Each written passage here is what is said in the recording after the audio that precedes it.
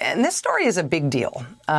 The arrest and indictment of the man who led the Trump inaugural committee, longtime Trump friend, advisor, and fundraiser Tom Barrack, who has now been indicted on 7 felony counts. He's in jail tonight as we speak in California, awaiting a bail hearing on Monday. He has been charged for acting as a secret foreign agent of a foreign government in this country.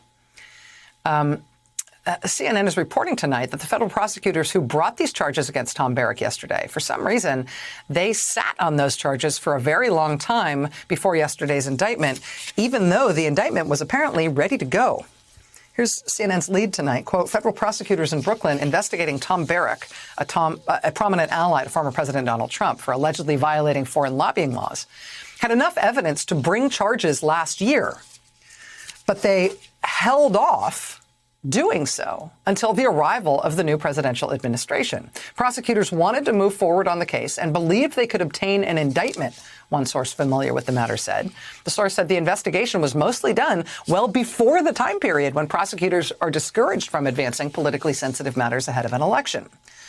But 2 sources tell CNN the U.S. attorney in Brooklyn at the time, Richard Donoghue, expressed misgivings about the Barrack case. It's unclear if he delayed the case outright or if prosecutors chose not to move forward at the time, knowing their U.S. attorney wouldn't support it. A spokesman for the Brooklyn U.S. Attorney's Office declined to comment. Mr. Donoghue did not respond to a request for comment either. Donoghue, of course, after these decisions, was subsequently promoted by then Attorney General Bill Barr to become Principal Associate Deputy Attorney General at the Justice Department.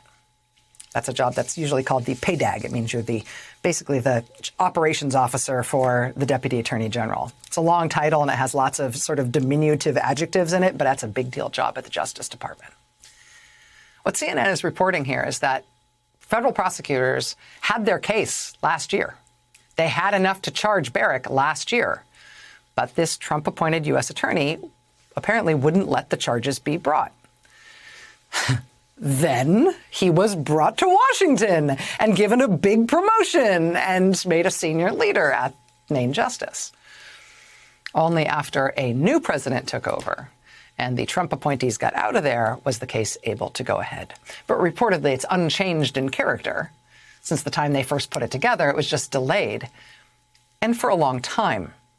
I will take, I credit CNN for this reporting tonight, and we're doing what we can to match it. We haven't at this point. I will take issue with one way that they characterized the indictment yesterday against Tom Barrack. And this is a characterization I've seen a lot of different news organizations make, but it's not actually technically right. And I think it's technically incorrect in a way that might be important to understanding the significance of this case.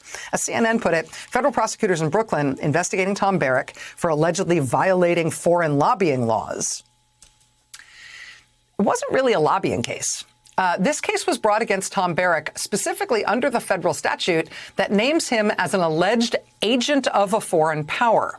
It's closer to calling somebody a spy than it is to calling them a lobbyist. This is the same section of the penal code under which Maria Butina was charged. You remember her? She was charged for acting as a secret foreign agent in our country, but specifically at the direction of senior Kremlin officials. Similarly, Barrack is charged not just with being an unregistered lobbyist. He's charged with acting in this country secretly at the direction of senior foreign officials for a foreign government, working as their agent at the direction of their government, secretly in a way designed to change U.S. policy. And what the indictment lays out against Tom Barrack is that he was able to do that in lots of ways. He was a consequential agent, according to prosecutors, changing the behavior of the U.S. government, statements by the U.S. president, and indeed major foreign policy orientations of the United States government to ally with his handlers in the government of this foreign country, in the government of the United Arab Emirates.